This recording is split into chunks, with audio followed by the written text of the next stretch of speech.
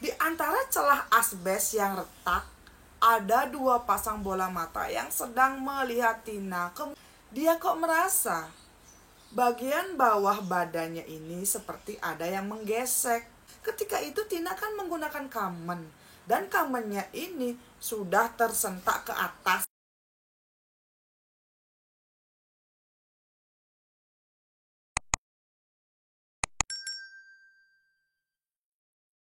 Wes semeton kumpul yuk ngerti yang di nija saya. Untuk kalian yang mungkin baru bergabung di channel saya, halo perkenalkan saya Tusenja. Di channel ini saya akan membagikan kisah nyata yang pernah dialami langsung oleh narasumber saya. Jadi untuk kalian yang baru bergabung boleh minta like dan juga subscribe-nya. Dan sekedar mengingatkan, semua privasi akan saya samarkan karena saya tidak mau nanti ada pihak yang merasa dirugikan. Jadi narasumber saya hari ini kita sebut saja namanya Tina. Tina adalah seorang wanita yang di tahun 2015 lalu menikah dengan pamannya sendiri. Tina ini anak pertama dari 4 bersaudara. Ketika itu umurnya Tina baru 17 tahun. Tina berasal dari keluarga yang sangat miskin semeton. Ibu dan bapaknya Tina ini pengrajin kukusan dan juga ingke. Hasil dari berjualan kukusan dan ingke ini digunakan untuk makan sehari-hari.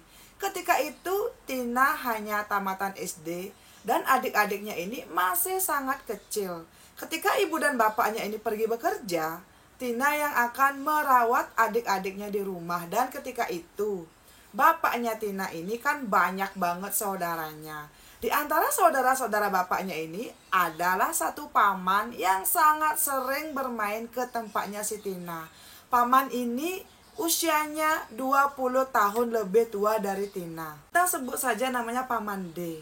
Keluarganya Paman D ini adalah salah satu keluarga yang paling dekat dengan keluarganya si Tina.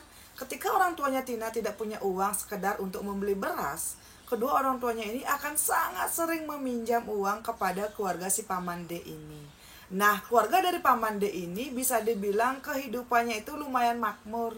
Si Paman D ini punya 3 adik perempuan dan ketiga-tiganya sudah menikah. Ketika itu, Tina sering sekali mendengar keluhan dari kedua orang tuanya Paman D. Kenapa kok Paman D, anak laki-laki satu-satunya, tidak menikah? Dan ketika itu, Tina juga melihat pamannya ini jarang banget bergaul dan juga hampir tidak pernah terdengar punya pacar. Paman D ini semeton punya pekerjaan yang sangat bagus di desanya si Tina. Rumahnya Tina ini benar-benar di pelosok. Jarak tetangga dari rumahnya Tina ini mungkin sekitar 200 meter semeton. Dan di belakang rumahnya Tina itu adalah jurang dan pangkung yang kalau bisa dibilang menurut Tina itu tidak terlalu dalam gitu loh semeton ya. Tina dan juga adik-adiknya sering sekali mencari kayu bakar di jurang tersebut. Orang tuanya Tina ini akan berangkat kerja jam 10 pagi dan juga pulang sekitar jam 4 sore. Ibu dan bapaknya Tina ini membuat kukusan dan ingke tapi dengan sistem borongan di rumah tetangga. Ketika itu bapak dan ibunya Tina ini punya satu sepeda motor Supra. Nah, mereka akan pulang pergi untuk bekerja bersama-sama setiap hari. Dan semua binatang ternak juga adik-adiknya Tina ini akan diurus oleh Tina di rumah. Nah, waktu itu semeton tiba-tiba kakeknya Tina ini berpulang. Rumah kakeknya Tina dengan rumahnya Tina ini lumayan jauh. Dan waktu itu Tina dengan sepupunya ditugaskan oleh orang tua mereka untuk membantu di rumah kakek. Karena kalau di kampungnya Tina semetonnya selama 7 hari 7 malam setelah ada orang meninggal, warga kampung akan rutin berdatangan sekedar untuk berbelasungkawa. Ketika itu Tina menjadi orang yang sibuk banget di dapur. Dia akan memasak, mencuci piring dan juga membuatkan kopi. Semua kakak dan juga adik sepupunya membantu di sana semeton. Di hari kelima setelah kepergian kakeknya, Tina merasa sangat lelah dan saat itu sekitar jam 2 sore. Nah, tamu-tamu yang datang ini sudah mulai berkurang dan biasanya tamu akan berdatangan lagi sekitar jam 7 malam untuk menginap di rumahnya Tina. Di sore itu, Tina minta izin kepada adik dan juga kakak sepupunya untuk tidur sebentar di kamar kosong yang ada di sebelah dapur. Dan di sebelah kamar kosong tersebut adalah perkebunan mangga kakek dan neneknya. Saat itu Tina masuk ke kamar kosong ini semeton. Kamar kosong tersebut mungkin lebarnya itu sekitar 3x3 dengan berdindingkan bedeg atau anyaman bambu dan tidak ada pintunya. Itu cuma ditutupi dengan korden dan jendelanya pun tidak ada daun jendela gitu loh teman-teman. Jendela di kamar kosong ini cuma ditutupi dengan spanduk. Nah di sore itu tidak ada 1 menit Tina pun terlelap dan dia ini berbaring di bawah jendela karena dia tuh ini mencari angin teman-teman. Ketika itu mungkin ada sekitar 30 menit Tina ini terlelap.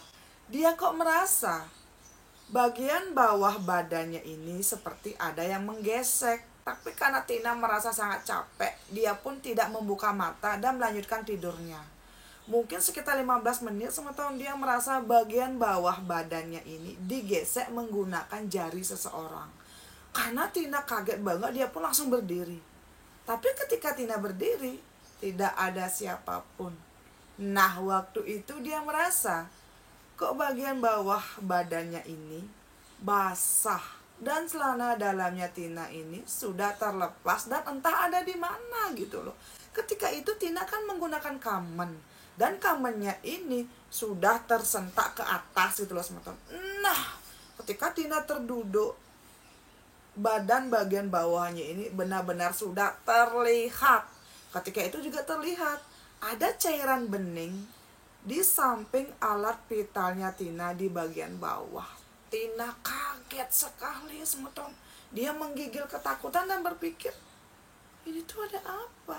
Nah saat itu ketika Tina baru kaget dan terduduk, dia mendengar ada suara kaki berlari menjauhi arah jendela tempat dia tidur.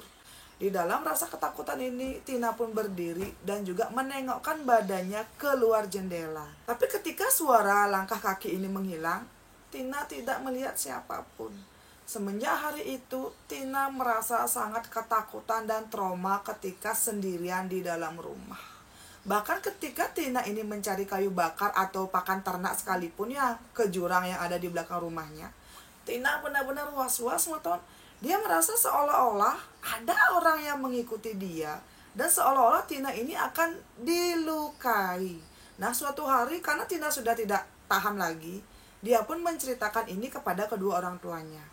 Orang tuanya Tina menangis dan bertanya, kok kamu baru bilang sekarang nak, kenapa tidak bilang waktu itu? Tina pun meminta maaf dan juga berusaha menjelaskan kepada orang tuanya kalau dia takut sekali teman-teman.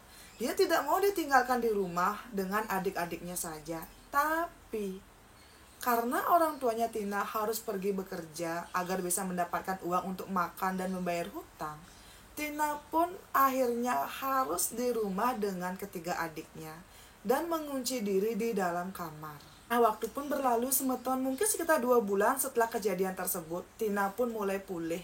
Dia pun mulai membiasakan dirinya untuk beraktivitas di dalam rumah ketika kedua orang tuanya tidak ada. Suatu hari di siang yang sangat panas, Tina sendirian di rumah karena orang tuanya ini sedang pergi ke rumah paman bersama dengan adik-adiknya. Tina merasa sangat kegerahan dan dia pun mandi. Kamar mandinya Tina ini adalah kamar mandi yang tidak ada atapnya, yang cuma dilingkari menggunakan asbes yang didirikan kemudian diikat menggunakan kawat. Dan kamar mandi darurat ini tidak ada pintunya, itu hanya ditutup menggunakan kain yang akan digeser ke kiri ataupun ke kanan. Di kamar mandi ini sudah ada WC jongkok dan juga ada bak besar untuk menampung air.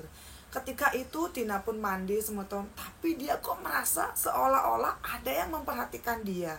Saat itu Tina pun mengabaikan semua prasangka buruknya. Tina pun melanjutkan mandi dong, tapi kok dia merasa di belakang badannya dia ada sepasang mata yang sedang memandangi tubuhnya Tina yang sedang. Ketika itu dengan tiba-tiba Tina melihat ke belakang dan benar teman-teman, di antara celah asbes yang retak ada 2 pasang bola mata yang sedang melihat Tina. Kemudian boom! Tina pun berteriak dan orang yang dari tadi mengintip Tina mandi berlari ke arah jurang yang ada di belakang rumah. Ketika itu Tina menangis, langsung memakai handuk dan masuk ke dalam rumah. Tina pun mengunci rumah dan sampai malam dia tidak keluar kamar sama sekali sampai kedua orang tuanya pulang. Itu Tina merasa sangat takut bahkan ketika mengunci diri di dalam rumah teman-teman. Rumahnya Tina ini terbuat dari batu bata merah yang direkatkan menggunakan tanah liat merah. Dan rumah orang tuanya Tina ini tipikal bangunan rumah zaman dulu sekali. Bahkan atapnya itu terbuat dari seng yang sudah karatan dan banyak bolongnya, semeton. Bahkan ketika ada suara anjing menggonggong, Tina akan merasa seolah-olah di luar rumah ada seseorang yang sedang mengawasi dia. Nah, waktu pun menjelang, semetonnya ketika itu Tina mendengar suara sepeda motor orang tuanya tiba di rumah. Tapi anehnya, baru Tina akan membuka kunci pintu depan, Tina mendengar ibu dan ayahnya berteriak dan mencaci maki seseorang. Saat Tina keluar rumah, ternyata ibu dan bapaknya Tina ini sedang mengomeli seorang pemuda yang berkebutuhan khusus, yang rumahnya itu mungkin sekitar 200 meter dari rumahnya Tina. Anak laki-laki ini adalah anak seseorang yang memang punya uang, yang memang terkenal sangat suka mengintip gadis-gadis yang ada di sana. Kita sebut saja namanya Kadek. Kadek ini seumuran dengan Tina. Dan saat itu semeton, orang tuanya Tina yakin kalau orang yang sudah pernah melakukan pelecehan seksual kepada Tina adalah si Kadek ini. Dan Tina pun kayak, kok gini? Tina pun menangis menjerit mendengar apa yang ditafsirkan oleh kedua orang tuanya. Saat itu juga bapaknya Tina langsung mengKDRT si Kadek dan menarik badannya Kadek dibawa pulang ke rumah orang tuanya. Saat di rumah orang tuanya Kadek, ya, bapaknya Tina menjelaskan apa yang sudah dilakukan Kadek kepada Tina. Nah, mungkin karena Kadek ini suka pada Tina, Kadek ini semeton umurnya itu juga sama dengan Tina 17 tahun. Tapi tingkah lakunya itu masih seperti anak-anak yang mungkin umurnya sekitar 8 atau 7 tahun. Dan saat itu bapaknya Tina pun meminta pertanggungjawaban kepada bapaknya si Kadek. Orang tuanya Kadek meminta maaf dan berjanji akan memberikan uang agar mereka ini bisa berdamai. Dan tolong jangan sebarkan ini semua kepada warga desa, karena orang tuanya Kadek tidak mau kalau anak mereka nanti dipandang sebelah mata oleh warga desa. Dan bapaknya Tina pun mengiyakan. Ketika itu bapaknya Tina diberikan uang 7 juta rupiah sebagai tanda perdamaian. Nah, setelah itu semeton, Tina pun tenang. Oh, berarti selama ini orang yang mengintip dia saat mandi dan juga melakukan pelecehan seksual kepada dia adalah si Kadek. Tapi entah kengken Kadek unduke, Tina tetap merasa tidak tenang. Dia tuh masih sangat marah kepada si Kadek dan kayak berpikir kenapa kok orang tuanya malah mau menerima uang tersebut. Uang yang didapatkan oleh orang tuanya si Tina ini dibelikan sepeda motor bekas. Dan sepeda motor inilah yang digunakan oleh Tina untuk pergi bekerja.